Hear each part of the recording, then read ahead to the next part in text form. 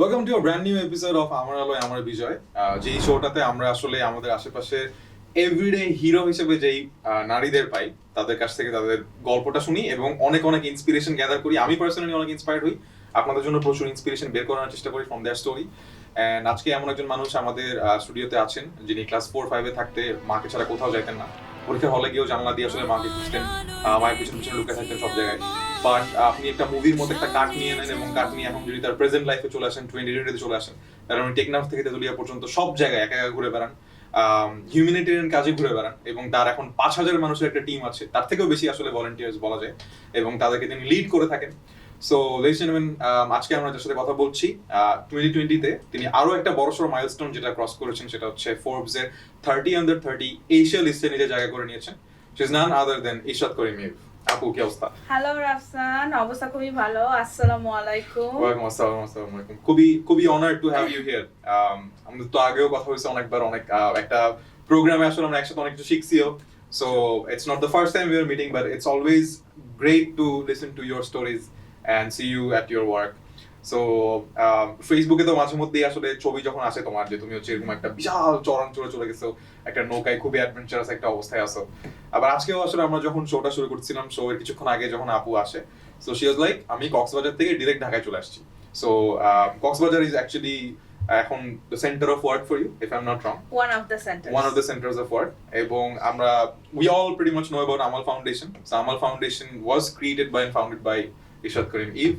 এবং Amal Foundation আসলে any sort of crisis that I have seen in the recent years, সেটা একটা আসলে হিউম্যানিটেরিয়ান ক্রাইসিস হোক অথবা একটা ক্লাইমেট ক্রাইসিস হোক, সবকিছুর মধ্যে আসলে আমার ফাউন্ডেশন ওয়াজ দেয়ার, ইশরাত করিম ইভ ওয়াজ দেয়ার। সো আমার মাঝে মধ্যে এই মানুষটাকে দেখে মনে হয় যে ভাই, এ তো আসলে খুবই অ্যাডভেঞ্চারাস, খুবই ফিয়ারলেস একটা মানুষ, এবং I think probably one of the most legendary humanitarian workers that we have in Bangladesh. What an introduction. I'm like honored. Oh my তো god. এইটা বলে লাভ নেই, তোমাকে আমার আরো নিজেরই অনেক বড় বড় goosebumps ইন্ট্রোডাকশন দেয় মানুষ উঠে যাচ্ছে তোমাকে, তোমার কি কথা বলে শুনে। না বলে, এটা তো আরে না। আরে you been to TV shows and all, এটা তো ছোটখাটো একটা শো মাত্র।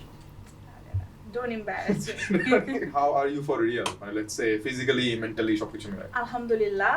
Lately I have been into a lot of stress.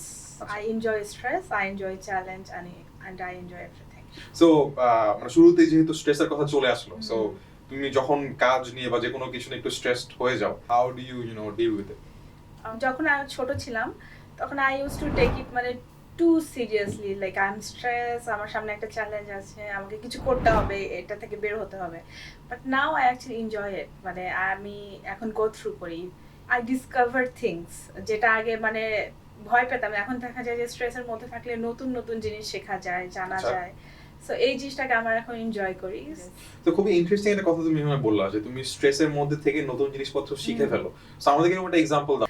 Lastly যেমন আমরা নতুন একটা অর্গানাইজেশনের সাথে কাজ শুরু করলাম এবং তাদের অডিটিং সিস্টেম, ভেটিং সিস্টেম হচ্ছে ওয়ার্ল্ডে খুবই পরিচিত, মানে তারা খুব স্ট্রং কমপ্লায়েন্স করে। হ্যাঁ, তো এই কমপ্লায়েন্স করতে গিয়ে আমি দেখলাম যে আমাকে অনেক কিছু শিখতে হবে, অ্যাকাউন্টিংটা আমাকে নতুন করে শিখতে হবে, এবং আমাকে অ্যাকচুয়ালি এক্সেলের কাজ খুব ভালো করে শিখতে হচ্ছে। সো বগুড়ায় থাকার সময় you are a very different character as far as I have heard, as far as I have got from my research. So how different were you তখন, বা আসলে মানে what was Ishrat Karim Eve like in those days? আমি ছোটবেলায় খুবই ভীতু ছিলাম, মানুষজনকে দেখলে আমি ভয় পেতাম, আমি খুবই ঘর কোনো টাইপের ছিলাম, আমি একটুতেই আমার কনফিডেন্সের অভাব ছিল, একটুতেই আমি ঘাবড়ে যেতাম, নার্ভাস হয়ে যেতাম। সো এটা আমাকে ওভারকাম করতে অনেক সময় লেগেছে, still I deal with it. এটা ভুল হবে যদি আমি বলি যে আমি I don't deal with this kind of situation, but আসলে আমি ছোটবেলায় এরকম ছিল যে একদম তুমি ঠিক কথা বলেছো, আম্মুকে ছাড়া আমি চলতে পারতাম না। এবং যেটা হয়, মফস্বল শহরে যেহেতু বড় হয়েছি, আপ টু আমার মানে এইচএসসি পর্যন্ত আমি I was guarded by my parents. আচ্ছা, মানে কোথাও গেলে আমার বাবা মা আমাকে নিয়ে যেত বা ড্রপ করতো। So it was really interesting. যখন তুমি হয়তো আর একটু ইন্ডিপেন্ডেন্ট হলা, আর একটু নিজে নিজে জিনিসপত্র এক্সপ্লোর করা শুরু করলা। আই কেম টু ঢাকা, আমি ঢাকা ইউনিভার্সিটিতে যখন ভর্তি হলাম, হলে থাকা শুরু করলাম, সেটা আমার যে খুব চমৎকার একটা এক্সপিরিয়েন্স ছিল। বাসায় আমি আসলে চমৎকার ছিল। আমার কিন্তু মানে আমি ক্যারেট কলেজে পড়ছি, আমি ডেফিনেটলি ঢাকা ইউনিভার্সিটিতে পড়লেও হলে থাকা হয়নি, কিন্তু ক্যারেট কলেজে মানে প্রথম দিন বা প্রথম রাতে বেলা ঘুমাইতে কিন্তু খুব খারাপ লাগছে, আমার কাছে মনে হচ্ছে যে আমি খুবই হোম সিক, কান্না কান্না পাচ্ছে টাইপের অবস্থা। বাট তুমি বললে যে হলে তোমার অনেক চমৎকার লাগছে, মানে আসলে what was like the first experience, মানে as you said যে তুমি সারা জীবন বাবা মার সাথে থেকে থেকে বড় হইছো এবং বগুড়ায় ছিল একটা মফস্বল শহর, ওখান থেকে তুমি ফার্স্ট ঢাকা ইউনিভার্সিটিতে হলে এসে থাকতেছো। ফার্স্ট ডে তো খুবই মজার ছিল, আমি খুবই নার্ভাস ছিলাম। আমার পাপা আমাকে ড্রপ করলো, তো পাপা ড্রপ করার পর পাপা চলে যায় এবং আমি মন খারাপ কান্নাকাটি করছি, চুপচাপ। আমাদের ছোট্ট একটা রুমে 4টা বেড ছিল, বাট পার বেডে 2 পিপল থাকতো আর কি, শেয়ার করতো। আচ্ছা। ছোট্ট একটা বেড, লাইক এরকম যে দুইজন পাশাপাশি শুতে গেলে সোজা হয়ে শুতে পারবে না, এত ছোট, আচ্ছা। But amazing. এনিওয়ে, সো আমার মনে আছে আমি ক্যান্টিনে গেলাম আমার ব্রেকফাস্ট করার জন্য, and I was so nervous. এত নার্ভাস ছিলাম যে আমি জগ থেকে পানি ঢালছি গ্লাসে, কোনোভাবে গ্লাসে পানি ঢালতে পারছি না, আচ্ছা। মানে পানি পুরা পড়ে টেবিল ভিজে গেল। আচ্ছা। একবার হলো পাশে একটা আপু বসেছিল, সে বললো হ্যাঁ তুমি মনে হয় ফার্স্ট টাইম হলে আসছো না, তোমার বাবা মা এতদিন পানি ঢালা খাওয়াতে দেখে না। বুঝতে পারছি। আচ্ছা। ট্রুথফুলি স্পিকিং, প্রথমে তো আমি এক্সপেরিয়েন্স গ্যাদার করার জন্য কাজ করতাম, ফাইন্যান্সিয়াল একটা সলভেন্সি এনশিওর হতো, কারণ আমি আমার প্যারেন্টস থেকে আমি আসলে একদমই টাকা পয়সা নেওয়া পছন্দ করি না So, ওই টাইমে কাজটার জন্য। তুমি যেসব জায়গায় কাজ করতেছিলে বা যে যে প্রজেক্টের অংশ ছিল, ওটার মধ্যে সবচেয়ে বেশি কোন প্রজেক্টের কথা সিগনিফিকেন্টলি মাথায় আসে যে এই দিস ওয়াজ দ্য প্রজেক্ট যেটার মধ্যে গিয়ে আমি রিয়েল ইম্প্যাক্ট দেখলাম বা রিয়েল একটা চেঞ্জ দেখলাম, as you said, as you talked about let's say decreasing drop out rate in a school, অথবা হচ্ছে গিয়ে ওয়ার্কিং ফর স্যানিটেশন। সো এরকম কোন প্রজেক্টটা গিয়ে তোমাকে লেটস সে একটা নাড়া দিল যে আচ্ছা না, দিস ইজ রিয়েল ইম্প্যাক্ট? আমার মনে আছে আমি উত্তরবঙ্গে একটা প্রজেক্টে কাজ করছিলাম একটা অর্গানাইজেশনের সাথে। আমাদেরকে বলা হলো যে ফিগার আউট করার জন্য যে একটা স্কুলে ওখানে মেয়েরা আফটার ক্লাস 5 খুব একটা বিগ নাম্বার ড্রপ আউট হয়ে যায়, থাকেই না। কেন থাকে না? মেয়েদেরকে আমরা রাখতে চাই স্কুলে, এটাই কারণ। সো এটা কারণটা খুঁজে বের করা, এটা নিয়ে কাজ করা এবং সলিউশনটা নিয়ে আসা। বাট একটা জিনিস হচ্ছে, ধরো মানে ইউনিভার্সিটিতে পড়ার টাইমে আমি জানি না আসলে মানে মেয়েদেরকে এটা কতটুকু ফেস করতে হয়, বাট আমাকেও যেমন আমার বাবা মনে জিজ্ঞেস করতো যে রাতে বেলা একটু বাইরে থাকলে এই তুই কোথায় যাচ্ছিস বা কোথায় থাকতেছিস বা রাতে কেন বাইরে থাকতে হবে, বা মানে ট্রিপে যাইতে হলেও আসলে অনেক মানে মানে অজুহাত দিয়ে বা হচ্ছে অনেক এক্সপ্লেনেশন দিয়ে অনেক জাস্টিফিকেশন দিয়ে যেতে হয়, রাইট? তো তুমি যেটা বলো যে তুমি আসলে বগুড়ায় থাকা পর্যন্ত, এইচএসসি পর্যন্ত অনেক বাবা মার সাথে অনেক ক্লোজ অবজারভেশনে থাকলে, তারপর হচ্ছে ঢাকা ইউনিভার্সিটিতে আসার পর যখন তুমি এই ধরনের কাজ করতে উত্তরবঙ্গ পর্যন্ত যাইতে হচ্ছে, বা তখন থেকে I think this was probably the first time যখন তুমি এরকম ডানে বামে যাওয়া শুরু করলে কাজ করতে। So how was it received by your family বা how supportive were they? So in the beginning of course আমার প্যারেন্টস আমার সিকিউরিটি নিয়ে একটু কনসার্ন ছিল, স্বাভাবিক। আমি অনেক বলেছি, বুঝিয়েছি, তাদেরকে কনভিন্স করতে হয়েছে। ইটস মাই রেসপন্সিবিলিটি তাদেরকে কনভিন্স করা। তা অ্যাজ এ প্যারেন্টস তারা তো ইনসিকিউর ফিল করবে, চিন্তা করবে, এটাই স্বাভাবিক। যেমন এটা তো হচ্ছে একটা এমনি কনভারসেশনের টেবল, সো আমার কাছে মনে হয় dinner table is like another কনভারসেশনের টেবল, রাইট? যেখানে হচ্ছে গিয়ে বাবা মার সাথে সব ছেলে মেয়েদের কথাবার্তা হয়। সো ধরো একজন মেয়ে তোমার ওরকম একটা সিচুয়েশনে পড়া অবস্থায় তার বাবা মার কাছ থেকে খুব একটা সাপোর্ট পাচ্ছে না, বা লেটস সে অনেক বাধা পাচ্ছে, তো তোমার আসলে তার জন্য সাজেশনটা কি? আমার ওইরকম অবস্থায় এরকম একটা মানুষের কিভাবে কনভারসেশনটা বাবা মার সাথে করা উচিত? যদি আমরা অ্যাডামেন্ট হয়ে কোনো কিছুর জন্য পার্সু করি, হয়তো বাবা মা রাজি হবে, but ultimately it's not nice. আবার নিজের ড্রিমের উপরেও গিভ আপ করা উচিত, বোঝানো উচিত in a nice moderate tone.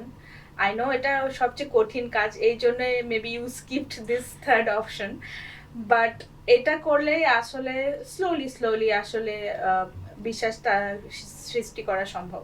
I think unfortunately বা ফরচুনেটলি যেভাবে হোক না কেন আসলে অনেক মানুষ থেকে যায় ওখান থেকে আর আসে না। বাট তোমার ওইটা আমি আসলে অনেক আরো বড় বড় ইন্টারেস্টিং মানে এক্সপিরিয়েন্সেস হয়। So I have found out যে তুমি let's say Bill and Melinda Gates ফাউন্ডেশনে কাজ করছিলে যখন তুমি ইউনিভার্সিটি করো। সো দুইটা জিনিস, প্রথমটা হচ্ছে অফকোর্স মানে এইরকম একটা জায়গায় কাজ করতে পারা it's a very special experience. So আমি ওইটা নিয়ে অনেক কিছু জানতে চাবো। But the other question I have is, এখানে তো অলরেডি একটা প্যাটার্ন এস্টাবলিশড হয়ে গেছে যে ধরো যখন থেকে তুমি পড়াশোনা ছাড়া কাজকর্ম করতে যাচ্ছ তখনই তুমি হিউম্যানিটেরিয়ান কাজকর্ম করতে যাচ্ছ। সো ঢাকা ইউনিভার্সিটিতে পড়াশোনা আমরা যেরকম দেখলাম, আবার তুমি হায়ার স্টাডিজের সময় আসলে ঠিক ওরকম একটা অর্গানাইজেশন চুজ করলা। Why do you think this pattern, is there? Actually সত্যি কথা বলতে আমি কনসিয়াসলি কোনো প্যাটার্ন সিলেক্ট করিনি, কিন্তু আমার ব্যাক ইন মাই মাইন্ড সবসময় মনে হয় আমার হিউম্যানিটেরিয়ান গ্রাউন্ডের প্রতি আমার একটা দুর্বলতা ছিল, এবং কোনো না কোনো ভাবে আমি ওই গ্রাউন্ডে ফেরত গিয়েছি। আমার নিজের কিন্তু বিজনেস ব্যাকগ্রাউন্ডে পড়াশোনা, আন্ডার গ্র্যাড আমি ফাইন্যান্সে করেছি ঢাকা ইউনিভার্সিটি থেকে, বাট আই নেভার ফেল্ট যে আমি একটা মানে ফিনান্সিয়াল অ্যানালিস্ট হব বা হচ্ছে কোনো ওয়াল স্ট্রিটে কোথাও জব করব। This sort of gives us a মানে quite an important insight বা important lesson যে আসলে আরো বেশি বেশি মানুষের জীবনে যদি এই ধরনের এক্সপিরিয়েন্স আসতো যেখানে আমরা কোনো একটা কাজ করলাম এবং কাজের মাধ্যমে যে আসলে আমাদের ইম্প্যাক্টটা আরেকটা মানুষের লাইফে পজিটিভলি পড়তেছে, বা আমরা যদি আমাদের কাজের ইম্প্যাক্ট আসলে নিজে ফিল করতে পারতাম, এক্সপিরিয়েন্স করতে পারতাম, তাহলে মনে হয় আরো অনেক বেশি মানুষ হিউম্যানিটেরিয়ান সেক্টর, ডেভেলপমেন্ট সেক্টরে কাজ করতে চাইতো, just as you did. But now talking about the second question, যে working for Bill and Melinda Gates foundation, how was it? It was out of the world amazing experience, খুব মজার এক্সপিরিয়েন্সও ছিল। যেমন আমি তো অফিসে কাজ করতাম সিয়াটলে, then also they had a display center. হ্যাঁ, ডিসপ্লে সেন্টারে খুবই ইন্টারেস্টিং পৃথিবীর সব প্রান্ত থেকে Bill and Melinda Gates foundation যে চমৎকার কাজগুলো করেছে ওটার ডিসপ্লে ছিল। অ্যান্ড যেহেতু তুমি হায়ার স্টাডিজের জন্য ইউনিভার্সিটি অফ কলোরাডোতে গেলা, সো আসলে how was this experience of going abroad for higher studies, অথবা লেটস সে ঢাকা ইউনিভার্সিটির পর এরকম একটা ইউনিভার্সিটিতে যাওয়া? I was a bit nervous, truthfully speaking, কারণ আপ টু দ্যাট পয়েন্ট আমি যখন মানুষের সাথে কথা বলতাম আমি ফ্লোরের দিকে তাকায় থাকতাম and I used to speak to people.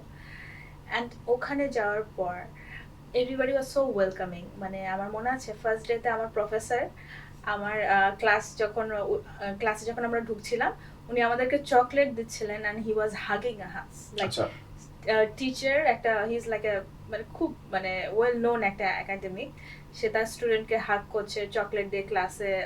অনেক ইন্টারেস্টিং। এবং এই পার্টটা থেকে যদি আসলে আমরা ইচ্ছা করি রিয়েল লাইফের নেক্সট পার্টটাতে যাই, 2014 2015, আই থিঙ্ক ওরকম একটা সময় আসলে আমার ফার্স্ট দেখা হয় তোমার সাথে এরকম একটা এক্সেলের program. But regardless I think ওই পার্টটা ইজ সবচেয়ে সিগনিফিকেন্ট অংশ আসলে যদি বলতে হয় ইন ইয়োর স্টোরি, অথবা হচ্ছে গিয়ে 2014-15 এর দিকে the most significant event in your life was probably founding আমার, যেখানে আসলে ইউ প্রবাবলি থট যে একটা অর্গানাইজেশন নিয়ে কাজ করা শুরু করি। তো অফকোর্স এখানে দুইটা জিনিস ইম্পর্টেন্ট, একটা হচ্ছে you came back, the other is establishing a non profit organisation in a place like Bangladesh.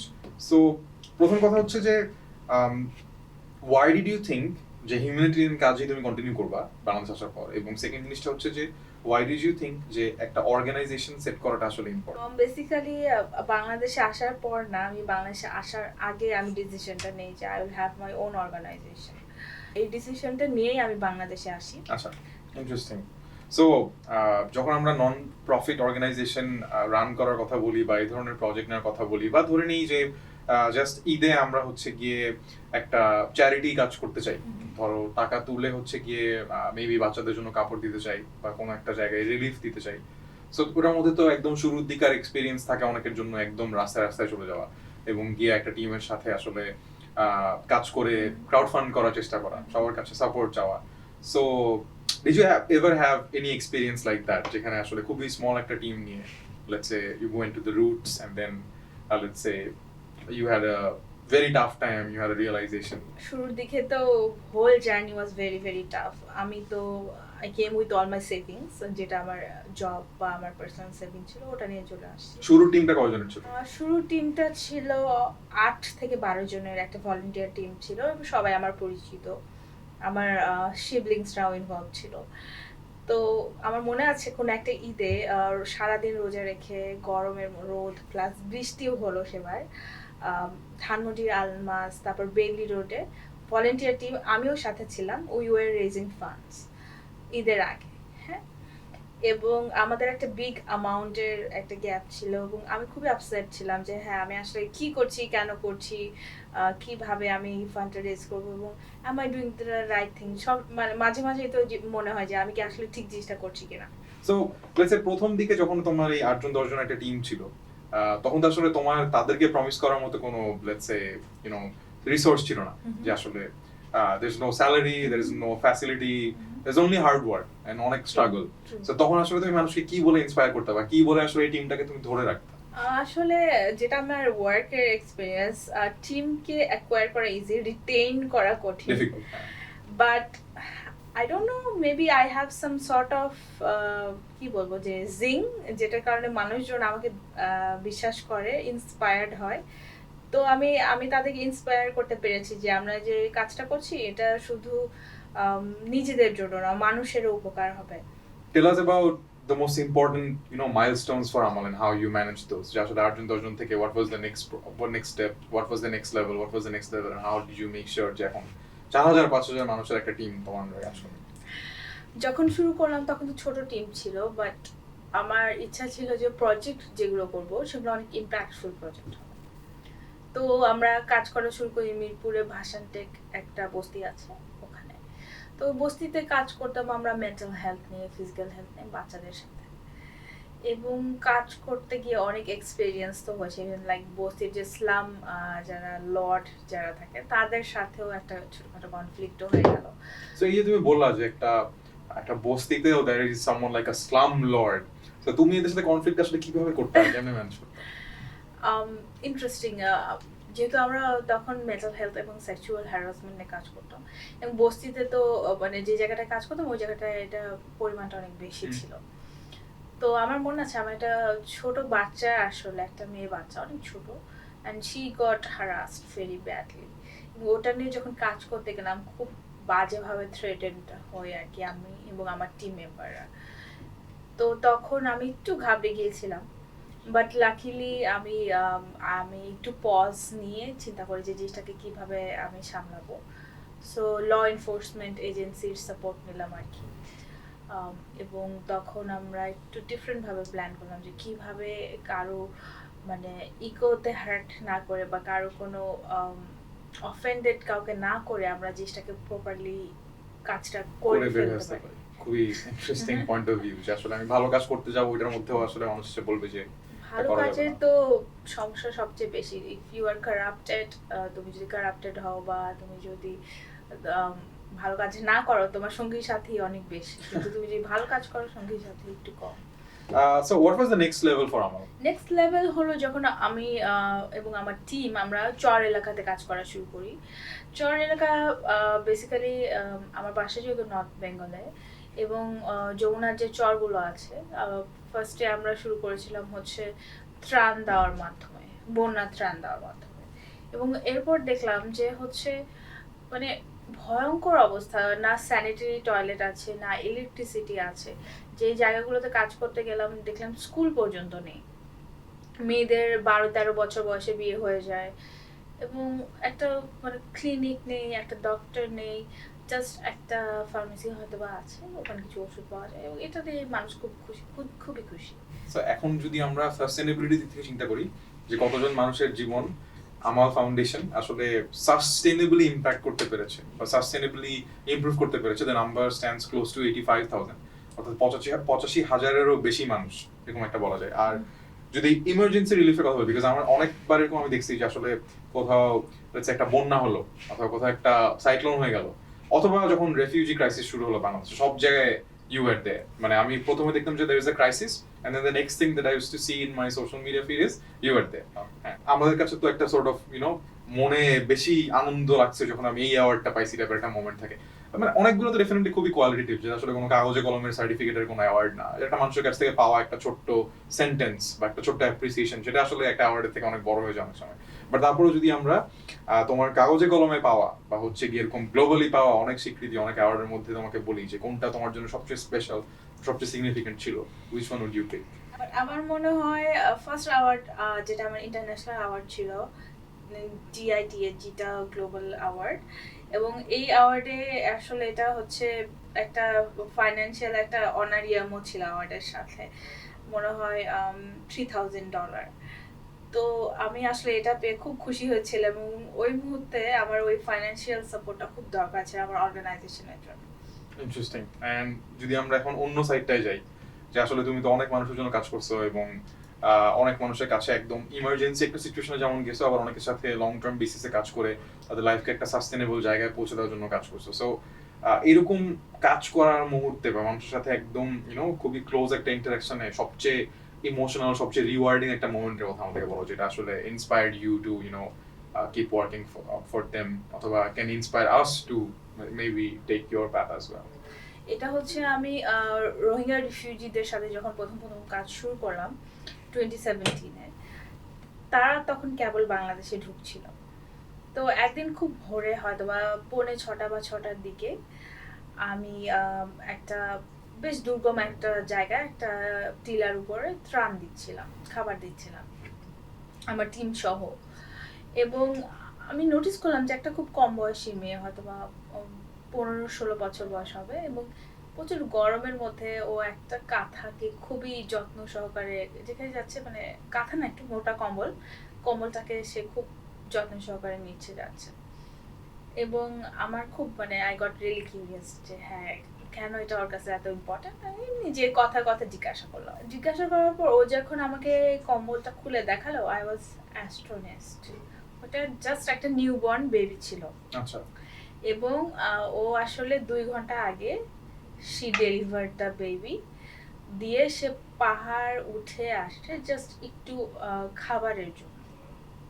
আমি আমি আসলে এত আমার মানে ইমোশনাল, এমনিতেই as a person I am very emotional.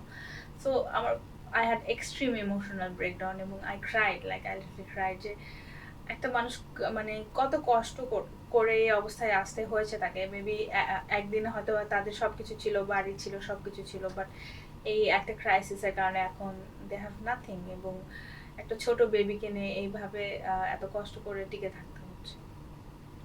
তো আমি তার সাথে কথা বললাম, তাকে তো অফকোর্স ফুড এবং যা সাপোর্ট দেয়ার, মেডিকেল সাপোর্ট সাথে ছিল, দেওয়ার চেষ্টা করলাম। অ্যান্ড আই প্রমিসড হার যে আমি I will make a home, small একটা shelter, temporary shelter for her. তো এরপর ঢাকা এসে আই স্টার্টেড টকিং, বিভিন্ন অর্গানাইজেশনকে আমি পিচ করা শুরু করলাম যে হ্যাঁ এরকম I want to make a shelter for her. আলহামদুলিল্লাহ I got a partner. So তার শেল্টারটা বানায় ফেলা, এবং এইভাবে বানাতে বানাতে কিভাবে করে যেন 572টা শেল্টার বানায় ফেললাম, যেখানে আমাদের নিজেদের এতগুলো শেল্টার আছে, স্যানিটারি টয়লেট আছে, শাওয়ার আছে, মসজিদ আছে, বাচ্চাদের লার্নিং সেন্টার আছে। তো ছোট্ট একটা স্টোরি কিভাবে যে আমার আসলে এক্সপিরিয়েন্স এবং লাইফকে অল্টার করে ফেলেছে, দিস ইজ আসলে ওয়ান অফ দ্য মানে কি বলবো যে biggest example of my work experience. Absolutely, and that's such a brilliant story আসলে, যে একটা থেকে আসলে কিভাবে এতগুলো ফ্যামিলি লাইফকে পজিটিভলি ইমপ্যাক্ট করা। বাট দি আদার কোয়েশ্চেন যেটা এটা শুনতে শুনতে আমার মাথায় চলে আসছে, সেটা হচ্ছে যে মানে আমরা যদি একটু ট্র্যাক ব্যাক করি in your story, you are saying যে তুমি আসলে নিচের দিকে তাকায় কথা বলা একটা মানুষ ছিল, এবং ওখান থেকে আসলে এখন when you have to manage such a big team এবং এত ধরনের স্টেক হোল্ডার, তোমার নিজের ভলান্টিয়ার্স অথবা হচ্ছে গিয়ে let's say policy makers here and there, government officials. So how do you, let's say, deal with this leadership responsibility that you have, অথবা এতগুলা মানুষ যারা বিভিন্নভাবে বিভিন্ন মানুষ চিন্তা করে, বিভিন্ন জনকে বিভিন্নভাবে ম্যানেজ করতে হয়, so how do you manage all this? It was a bit hard, কিন্তু আমি আসলে আমার বলে না যে know thyself, Socrates এর that great quote, it really helps. So I try to understand myself, এবং আমি একটা জিনিস আমার ব্যাপারে বুঝতে পেরেছি যে আমি মানুষের কোম্পানি খুব পছন্দ করি, মানুষের সাথে কথা বলতে, তাদের স্টোরি জানতে আমার খুব ভালো লাগে। সো এই পয়েন্টটা আসলে আমাকে খুব হেল্প করে অন্য মানুষের সাথে কানেক্ট করতে, এবং আমি মনে করি অ্যাজ এ পার্সন আমি খুবই ইমপ্যাথেটিক, মানে কোনো কিছু নিয়ে আমি চেষ্টা করি তাদেরকে কোনোভাবে হেল্প করা, বা কোনোভাবে যদি হেল্পও না করতে পারি দুটো ভালো কথা বলা। তো এই জিনিসটা আমাকে থ্রু আউট মাই লাইফ খুবই হেল্প করেছে, এবং রিলেশনশিপ বিল্ড করার ক্ষেত্রে আমি ওয়ার্ক রিলেশনশিপ বলছি, যেমন আমার কোনো এমপ্লয়ি বা team, volunteers, as well as মানে business relationship, partners, donor, stakeholder, এটা খুব হেল্প করেছে যে ট্রু সেলফ, নিজের ট্রু সেলফটাকে প্রেজেন্ট করা এবং স্টোরিটাকে কানেক্ট করা। কিন্তু আসলে যদি চিন্তা করতে হয় যে এখনকার দিনে what are the sort of challenges that you face in your work? There are different type of challenge, in-house challenge আছে, plus out house ও challenges আছে। যেমন আমার in-house challenge যদি আমি বলি যে I get lot of talented people, কিন্তু এই ট্যালেন্টেড পিপলগুলোকে রিটেইন করা, টাইম টু টাইম ধরে রাখা, মোটিভেট করা, কারণ ডেভেলপমেন্ট সেক্টরে আমরা সবাই জানি যে compare to other sector salary অনেক কম, হয়তো বা আমরা অত বড় সুযোগ সুবিধাও দিতে পারি না। সো তারা যাতে ডিমোটিভেটেড না হয়ে যায়, এটা একটা চ্যালেঞ্জ। সো এটা নিয়ে অনেক ইনডেপথ কাজ করতে হয়। আর আমি যেহেতু আমার নিজের অর্গানাইজেশন একদম জিরো থেকে শুরু করতে হয়েছে, আমার প্রত্যেকটা ডিপার্টমেন্ট সাজাতে হয়েছে, প্রত্যেকটা এমপ্লয়কে আমার সাজাতে হয়েছে। আগে যারা আমার ভলেন্টিয়ার ছিল এখন তারা আমার কেউ কেউ আমার ফুল টাইম এমপ্লয়, তাদেরকে ট্রেন করতে হয়েছে, গ্রুম করতে হয়েছে। সো এটাও মানে যারা আছে তাদেরকে কনস্ট্যান্ট গ্রুম করা, ট্রেন করাও একটা challenge. So Nina Rossi as a brand believes in women with a purpose, যারা আসলে প্রতিদিনই কোনো না কোনো এরকম একটা চ্যালেঞ্জ ফেস করে, আবার তাদের পারপাসের কারণে, তাদের একটা ভিশনের কারণে, তাদের একটা ফিলোসফির কারণে সেই পারপাসের মাধ্যমে আসলে এরকম চ্যালেঞ্জকে ওভারকাম করে through their work. So so just to recognize the effort of such women as Ishat Karim Eve, and of course all the other bold women out there. So Nina Rossi made the small gesture যে on behalf of Ishat Karim Eve, Apex and Nina Rossi will be donating 50,000 taka to Amal Foundation. Thank you so much. As you decided. I think overall this has been such a lovely conversation to have with you, Eva Pu, এবং সব মিলাই আসলে every point of your story, the purpose that we talked about, যে পারপাসটা আসলে তোমার কাছে খুব important, সেটা আসলে কানেক্টস অল দ্য ডটস। মানে একদম শুরু থেকে যখন আমরা ওই বগুড়ার খুবই লাজুক স্বভাবের একটা মেয়েটা যখন ঢাকা ইউনিভার্সিটিতে এসে ফার্স্টেই হিউম্যানিটেরিয়ান কাজে ঢুকে যায়, এবং তারপর বিদেশে মানে হায়ার স্টাডিজের জন্য যাওয়ার পরেও আসলে ওই ফোকাসটা ধরে রাখে, এবং ফাইনালি নিজের একটা অর্গানাইজেশন বিল্ড করে ফেলে, সেটাও যখন one of the most impactful organization হয়ে যায় in the field of humanitarian activities in Bangladesh. I think the whole story is connected by the purpose that we talked about. So I'm sure this story is going to inspire a lot of other women, a lot of other men like me as well, to take the path of humanitarian work and find their purpose in life. So thank you so much for coming to It's this. an honor, and আমার কথা শুনে, আমার story শুনে যদি আজকে একজনও motivated হয় বা ইন্সপায়ার্ড হয়, and if they could start doing by themselves, আমার মনে হবে যে সার্থক হবে আমার এই কনভারসেশনটা তোমার সাথে। And I really appreciate Apex, Nina Rossiর যে পারপাসফুল যে ক্যাম্পেইনটা, I'm giving a lot of best wishes. এটা খুবই দরকার, স্পেশালি মেয়েদেরকে আপলিফট করা, মেয়েদের কাজকে প্রেজেন্ট করা, এবং এটাকে বিগ ক্ল্যাপ দেওয়া খুবই প্রয়োজন আমাদের সোসাইটিতে। এটা আমরা খুব অভাব বোধ করি, এবং এটা করলে আরো অনেকে ইন্সপায়ার হবে, তারাও এগিয়ে আসবে। So I am really thankful to them as well. So on that note, ladies and gentlemen, আজকের এপিসোডে আমরা দেখলাম কিভাবে ইশাত করিম ইভ তার নিজের আলোতে তার নিজের বিজয় প্রতিদিনই আসলে নিয়ে আসছে, এবং সেই বিজয়ের মাধ্যমে কিভাবে অনেক অনেক মানুষের লাইফ খুবই পজিটিভলি ইম্প্যাক্টেড হয়, সাস্টেনেবলি ইম্প্যাক্টেড হয়। So we wish Ishat Karim Eve all the best, and we wish Amal Foundation all the best so that it keeps growing, যাতে আসলে দেশ বিদেশের অনেক মানুষ আমাল ফাউন্ডেশনের মাধ্যমে ইশাত করিম ইভের কাজের মাধ্যমে উপকৃত হয়, এবং ইশাত করিম ইভ যাতে একদিন নোবেল পিস প্রাইজ পেয়ে যায়। আসলে আমার কাছে মনে হয় কোনো মানে প্রাইজ বা অ্যাওয়ার্ড দিয়ে আসলে কখনোই পুরো জিনিসটা মাপা যায় না, but that one particular moment যখন একজন মানুষ আমাদের কাজের মাধ্যমে কোনো না কোনোভাবে পজিটিভলি ইম্প্যাক্টেড হয়, and the sort of goosebumps type of experience that you talked about. Thank you so much once again. Thank you so much, Rafsan. Thank you so much, Ivapu. And on that note, we bid you goodbye. আবার একটা এপিসোডে দেখা হবে with another very inspiring woman, যার আলোতে যার বিজয়ের মাধ্যমে we will definitely get a lot of inspiration again. Thank you so much. Bye bye.